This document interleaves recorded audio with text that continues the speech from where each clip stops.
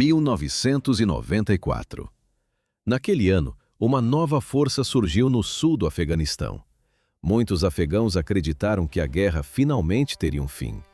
Mas a esperança durou pouco. Um novo pesadelo começou a ganhar forma.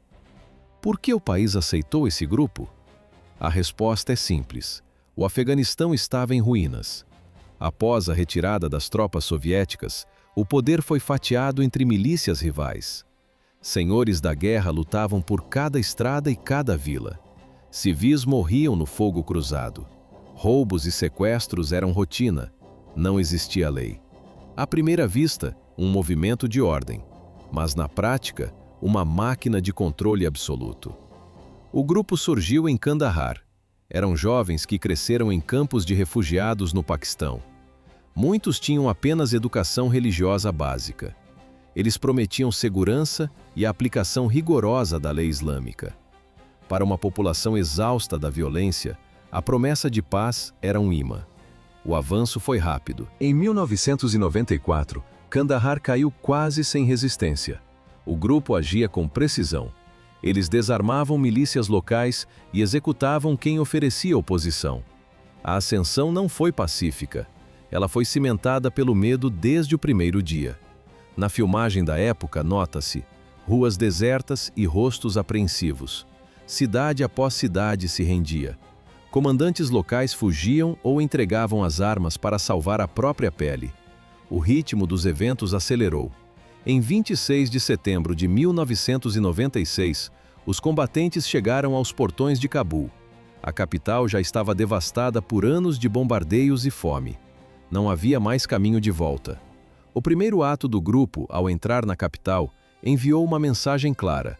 Eles não queriam apenas governar, eles queriam quebrar a alma da nação. Estádios de futebol, praças e ruas principais foram transformados em palcos de execução. O sistema de horror estava oficialmente instalado. As cicatrizes desse período ainda marcam o solo afegão. Foi o início de uma era de escuridão. Assim, começou o regime. 27 de setembro de 1996. Esse foi o dia em que o destino de Mohamed Najibullah foi selado. O ex-presidente do Afeganistão vivia em um complexo das Nações Unidas desde 1992. Ele acreditava que o selo da ONU garantia sua segurança. Mas para o Talibã, tratados internacionais não tinham valor. Como os extremistas entraram no complexo? Os muros eram altos e protegidos. Mas a diplomacia foi ignorada.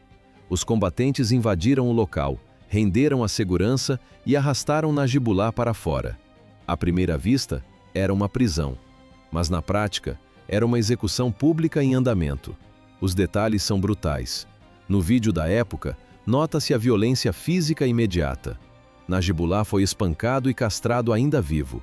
Depois, os soldados dispararam várias vezes contra ele. Seu irmão teve o mesmo destino. Os corpos foram arrastados até o centro de Cabul e pendurados em postes de sinalização.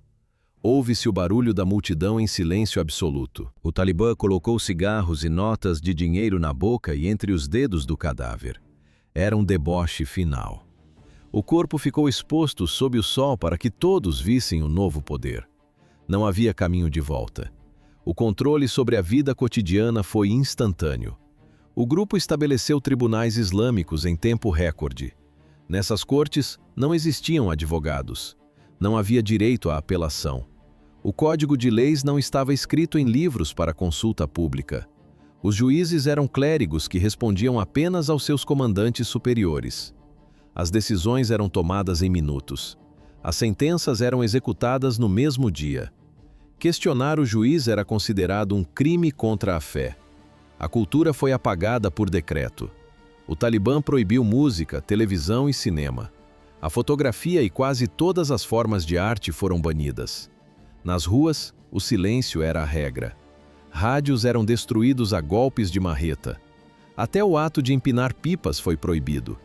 As escolas para meninas foram fechadas em todo o território. Mulheres perderam o direito de trabalhar fora de casa. Elas foram obrigadas a usar a burca, cobrindo o corpo da cabeça aos pés. O isolamento feminino era total. Para os homens, a regra era clara: crescer a barba. Quem fizesse a barba enfrentava espancamentos ou a prisão imediata. A polícia da vice-virtude patrulhava as calçadas. Eles carregavam chicotes e pedaços de madeira. No quadro, patrulhas param cidadãos aleatórios. Eles verificam o corte de cabelo, o comprimento da barba e o comportamento social. O medo se tornou a principal ferramenta de gestão. As execuções e punições físicas viraram rotina no centro das cidades. Assim, o Talibã consolidou seu domínio. 1998, Estádio de Cabul. O que aconteceu ali não foi um evento esportivo. Foi uma demonstração de força bruta. Antes de cada execução, o regime realizava amputações em frente à multidão. Por que médicos estavam no gramado? Eles não estavam lá para salvar vidas. A função era técnica. Eles garantiam que a punição fosse executada conforme as ordens. 2 homens condenados por roubo foram levados ao centro do campo. Milhares de pessoas observavam das arquibancadas. O silêncio era absoluto. A cena era precisa e lenta. Cortaram uma mão e um pé de cada homem. Ouve-se o som dos instrumentos. O sangue escorreu e encharcou a grama. Após a mutilação, os guardas levaram os homens para fora do estádio. Lá, eles foram mortos a tiros. No quadro, as pessoas deixam as arquibancadas em fila. Horas depois, o estádio era usado para jogos de futebol. O regime limpava o sangue e seguia em frente. O Talibã chamava isso de olho por olho. Na prática, era a destruição total da dignidade humana. A presença no estádio não era opcional. Recusar o convite gerava suspeitas imediatas de deslealdade. Crianças sentavam nas primeiras fileiras. Elas viram tudo. As famílias carregaram essas imagens na memória por décadas. Entre 1996 e 1999, o controle foi absoluto. A interpretação radical da Sharia foi imposta em quase todo o Afeganistão. A definição de crime era ampla e vaga. O roubo de um objeto pequeno resultava na perda definitiva de um membro. Não existiam investigações sobre fome ou miséria. O contexto não importava para os juízes.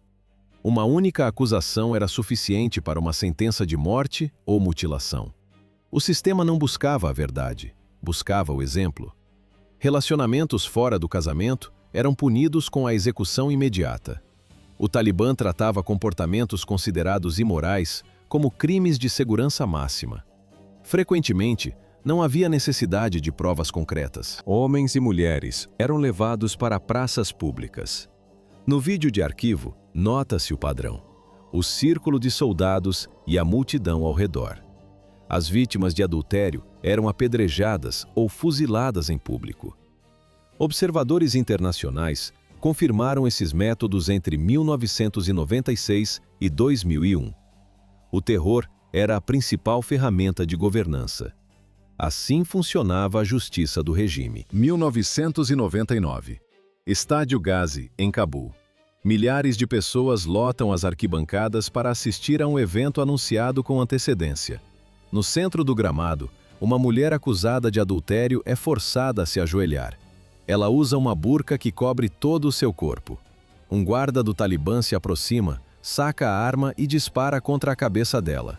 Por que o Talibã transformava execuções em espetáculos? A resposta é simples. O objetivo não era apenas punir, mas projetar controle total através do terror visual. Na gravação do evento, nota-se: a multidão observa em silêncio absoluto. O vídeo dessa execução saiu do Afeganistão e gerou indignação em todo o mundo. Para o regime, isso não foi uma vergonha, foi uma demonstração de força. Mas o controle ia muito além dos fuzilamentos. A polícia religiosa vigiava cada centímetro da vida cotidiana. Uma mulher podia ser espancada no meio da rua apenas por levantar a burca 1 centímetro a mais. À primeira vista, eram correções de conduta, mas, na prática, era uma engrenagem de tortura. O medo tinha nomes específicos: apedrejamento e enterro vivo. Em fevereiro de 1998, o líder Mullah Mohamed Omar deu uma ordem direta. 3 homens acusados de homossexualidade deveriam ser enterrados vivos. O método era calculado. Os homens foram colocados em uma vala, sob a sombra de um muro de tijolos. O plano era brutal. O muro seria derrubado sobre eles para esmagá-los sob o peso dos escombros. Ouve-se apenas o som dos tijolos cedendo. O Talibã impôs uma regra. Se sobrevivessem por 30 minutos sob a terra, seriam poupados. Contra todas as probabilidades, os 3 sobreviveram e foram levados ao hospital. Mas não houve misericórdia, apenas uma falha técnica na execução. O aviso estava dado. Os juízes do Talibã não escondiam seus métodos. Eles declaravam abertamente. Para homossexuais, as únicas opções eram as pedras ou o esmagamento. Não existia debate sobre direitos humanos, idade ou saúde mental. As punições aceleraram. Não havia distinção entre criminosos comuns, inimigos políticos ou pessoas acusadas de crimes morais. Todos eram vistos como ameaças ao sistema. As mulheres sofriam a pressão mais intensa. Um simples diálogo com um homem na rua ou sair de casa sem um parente masculino era o suficiente para uma acusação de adultério. Atos banais em qualquer lugar do planeta viravam sentenças de morte em Cabul. O objetivo era o apagamento total do indivíduo. Assim, o silêncio se tornou a única forma de sobrevivência. Educação feminina era tratada como um crime de Estado. Em todo o país, as escolas para meninas foram fechadas por decreto. Professores foram espancados em público. Alunas que tentavam aprender em segredo corriam o risco de serem chicoteadas nas ruas. O Talibã exigia que as mulheres fossem invisíveis e silenciosas. Como o regime mantinha o controle absoluto? Através do pânico constante. Mas o medo não vinha apenas das leis, e sim da incerteza. O povo afegão vivia sob vigilância mútua. Se o vizinho fizesse uma acusação, o destino estava selado. Bastava uma denúncia falsa de roubo ou imoralidade para alguém desaparecer. Os julgamentos eram curtos e brutais. Advogados não existiam no tribunal. No quadro, juízes religiosos vestindo túnicas curtas ditavam sentenças sem registrar acusações formais. Os vereditos saíam em minutos. As punições eram anunciadas por alto-falantes para toda a vizinhança ouvir. Quem esperava pela execução não tinha direito a recurso. Os prisioneiros condenados morriam no mesmo dia. À primeira vista, o regime parecia eterno. Mas na prática, a queda foi abrupta. No final de 2001, o controle sobre Cabul desmoronou. A invasão dos Estados Unidos após o 11 de setembro acelerou o colapso. Os combatentes do Talibã fugiram. Eles abandonaram prédios do governo, tribunais e prisões em uma única noite. As execuções públicas no estádio pararam de repente. Isso não aconteceu porque o Talibã mudou de ideia. Foi porque eles perderam o controle físico das cidades. Muitos afegãos acreditaram que o medo de 5 anos havia acabado. O otimismo durou pouco, mas o grupo não deixou de existir. Eles apenas recuaram. Os militantes buscaram refúgio em áreas rurais, montanhas e cruzaram a fronteira. Ali, começaram uma guerra de desgaste que duraria quase 20 anos. Durante esse período, o Talibã evitou o confronto direto nas grandes cidades. Eles adotaram táticas de difícil rastreamento. A rotina mudou para o terror cirúrgico. Ataques ocorriam sob o manto da noite. Bombas foram plantadas em estradas. Alvos específicos eram executados por apoiarem um novo governo ou forças estrangeiras. Nas sombras, o Talibã continuava a aplicar sua justiça onde o Estado não chegava. Ouve-se o som de explosões distantes. A violência tornou-se menos visível, mas não menos letal. Não havia caminho de volta. 2010. O mundo acreditava que o Afeganistão estava mudando, mas a realidade no interior era outra. Províncias inteiras como Helmand, Kandahar, Uruzgan e Ghazi voltavam lentamente para as mãos do Talibã. Nesses locais, o governo oficial não existia. Quem decidia quem vivia ou morria eram os extremistas. Como eles mantinham o controle sem estar oficialmente no poder? A resposta era o medo sistemático. O grupo instalou o que chamavam de Tribunais das Sombras. Essas cortes funcionavam em segredo. Elas operavam dentro de mesquitas ou casas particulares em vilas isoladas. Não havia registros escritos, não havia advogados. Nenhuma testemunha podia falar livremente. No quadro visual dessas sessões, nota-se apenas a presença de juízes religiosos e homens armados. O alvo eram espiões do governo, policiais, professores e trabalhadores humanitários. Críticos do regime também entravam na lista negra. Os guerrilheiros batiam as portas durante a noite. Levavam os acusados à força. Muitos nunca mais foram vistos. As famílias buscavam respostas, mas o silêncio era a única defesa. Perguntar demais era uma sentença de morte. Frequentemente, corpos apareciam jogados em estradas de terra dias depois. Em outros casos, a pessoa simplesmente deixava de existir. Restavam apenas boatos sussurrados entre vizinhos. As punições eram planejadas para serem discretas, mas algumas serviam como exemplo público. Um caso específico em Kunduz chocou a comunidade internacional. O crime, adultério. Um jovem e uma mulher tentaram fugir para escapar de um casamento forçado. Eles foram capturados e levados ao Tribunal das Sombras. O desfecho foi brutal. Os líderes ordenaram que os moradores da vila assistissem à execução. Ouve-se o som das pedras atingindo os corpos. A mulher morreu sob o apedrejamento. O homem sobreviveu aos ferimentos, mas foi espancado severamente depois. Isso não foi um erro isolado. Foi um sinal estratégico. O Talibã provou que os métodos dos anos 90 continuavam ativos. Mesmo sem ocupar o palácio presidencial, eles tinham o poder de vida e morte sobre a população. À primeira vista, o país parecia estável. Mas na prática, o Estado estava perdendo a guerra silenciosa. Conforme os anos passavam, os planos de retirada das forças estrangeiras avançavam. Com a saída iminente dos soldados internacionais, a violência perdeu a timidez. Em 2014, as tropas estrangeiras organizavam o embarque de volta para casa. Nesse momento, as forças do Talibã iniciaram um novo movimento de expansão. Os eventos aceleraram. Não havia mais margem para erro. Província de Helmand. Foi lá que o Talibã decidiu mostrar sua nova força. Em um mercado de ópio ao ar livre, 5 homens foram enforcados publicamente.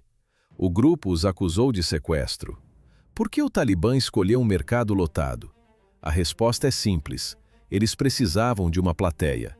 Agricultores e comerciantes foram obrigados a parar o trabalho e observar a execução. Os corpos não foram retirados após a morte. Eles ficaram pendurados durante toda a noite, balançando sob o vento. À primeira vista, uma punição por crime comum, mas na prática, uma demonstração de soberania. Não houve segredo. Os líderes do Talibã declararam abertamente que as execuções serviam para espalhar o medo. O objetivo era garantir a obediência absoluta através do terror visual. Na filmagem da época, nota-se: a multidão observa em silêncio total. Ninguém desvia o olhar. Para o cidadão comum, a vida se tornou um campo minado. Nas zonas rurais, o silêncio era a única regra de sobrevivência. Falar abertamente era perigoso demais. Os afegãos aprenderam a evitar estradas principais, fugir de postos de controle e ignorar estranhos. Qualquer pessoa poderia ser o próximo. Bastava uma acusação de colaborar com o governo ou com forças estrangeiras. O grupo não exigia provas, documentos ou testemunhas confiáveis. Uma vez apontado o dedo, o destino era selado. O acusado era levado e executado sem qualquer tipo de julgamento ou defesa. O medo forçou fugas em massa. Famílias abandonavam suas casas durante a calada da noite. Eles deixavam móveis, roupas e gado para trás. Sabiam que ficar significava esperar pela própria sentença de morte. Mas a guerra também atingiu os combatentes do Talibã. Ao longo dos anos, milhares foram capturados por tropas afegãs ou estrangeiras. Outros simplesmente desistiram e se renderam. Nesses momentos, a vida deles dependia exclusivamente de quem segurava a arma. Fighters capturados pelo governo geralmente iam para a prisão. Mas o cenário mudava quando caíam nas mãos de grupos rivais, ou eram devolvidos em trocas informais. Nesses casos, o destino era a tortura ou a execução imediata. Não havia misericórdia entre as facções. 15 de agosto de 2021. O Talibã entrou em Cabul. As forças estrangeiras completavam sua retirada final e o governo afegão desmoronou em poucos dias. Ouve-se o som de motores e gritos de comemoração nas ruas da capital. Os líderes do grupo apareceram na televisão nacional. Eles mudaram o tom. Prometeram anistia e perdão para antigos soldados, policiais, juízes e funcionários públicos. Mas a memória de Helmand continuava viva na mente da população. O passado de execuções públicas ainda não tinha sido esquecido. Assim começou um novo capítulo.